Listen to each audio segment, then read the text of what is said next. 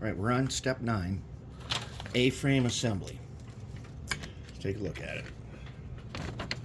A-frame assembly. That's the part that we're doing. This is part of the interior, and we're only doing what you see right here, just that top part. The part below, that comes in a little bit.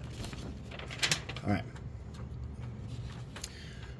This part of the build is where we're gonna put those assemblies that we made for all the drums. We're gonna put them together, and we're gonna put them in their frame. And here's where the boom goes. All right, now when I was looking this over, and I've looked at a lot of pictures of what other people have done, and then reading in the descriptions, I found a few things. One is that the color inside, according to,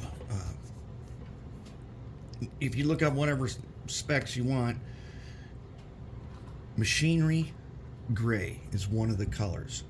When I looked at that DMIR X7 crane and watched the guy do the tour through it, that's a brown hoist, and it was painted that pukey green color that I usually use for all kinds of stuff.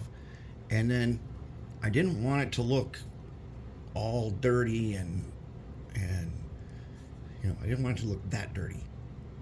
It's got to look like it's in use. But the color that I'm using for this interior is this folk art minted aqua.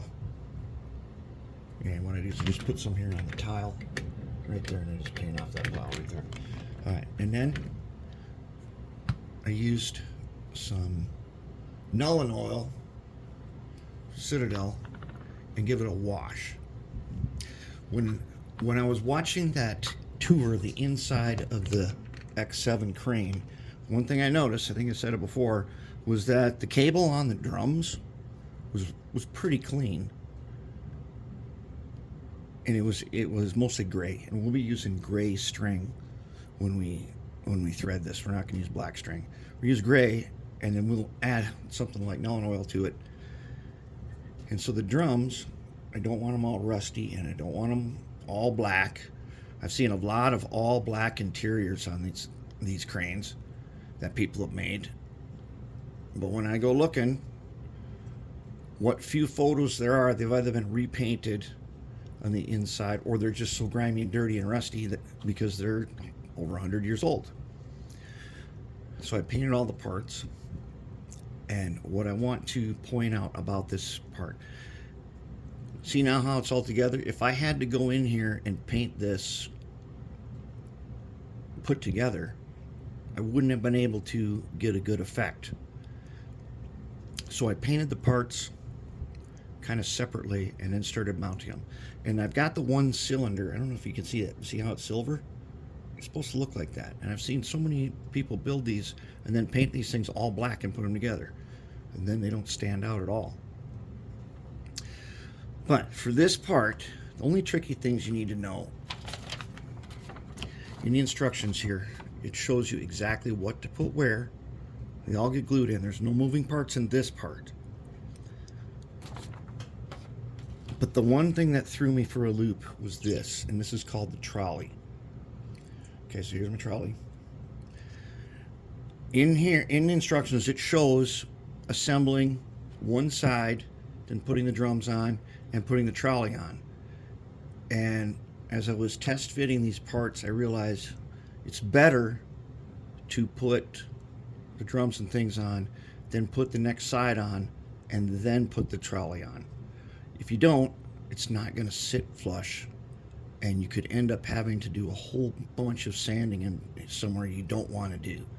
So I just saved it for after I got everything together, and then it fits on that. It's a lot easier to work with the trolley and file it if you have to. I didn't have to. Than it is to put it on here and then try to file to make it fit. That's one tip that I would have for this. But I think it's starting to look pretty good. I definitely like the way this aqua color makes this thing look. And same with the control stand. that one will also get the aqua color. You know, all the interior machinery, just like that X7 crane. You can find that video on YouTube and you can watch that guy. He'll take you all through it. But it does say in here that the operating levers could be red. However, looking at that crane, if any part of this was to be red, which I'm probably not going to make, it would be just the very tip of, it would just be the handle part, not the whole shaft and everything. Because everything else he had in that crane was this aqua color.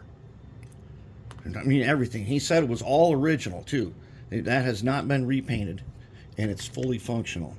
So let's just zoom in and get one more good look at it. I think that turned out pretty decent. Now, when I painted it and put on the Nuln oil, I diluted it a little bit with some water as I was doing that, and then I just hit it with a blast from the air compressor so that it would, I didn't want it to have the black sheen everywhere. I mainly wanted it to highlight the parts. And that worked out great. I think we got it. So now we can go on to the next part where we are gonna be adding in the this part. What is this thing called? The windlass. We're gonna be adding in that. That goes in the back here, and if I understand this right, when this is in here, you don't glue that in. This turns so you can raise and lower the boom. So we're probably gonna have to put some graphite there so that it can turn smoothly, but we don't want it to turn so freely that the boom will just drop and won't stay up. So we'll have to work with that part a little bit.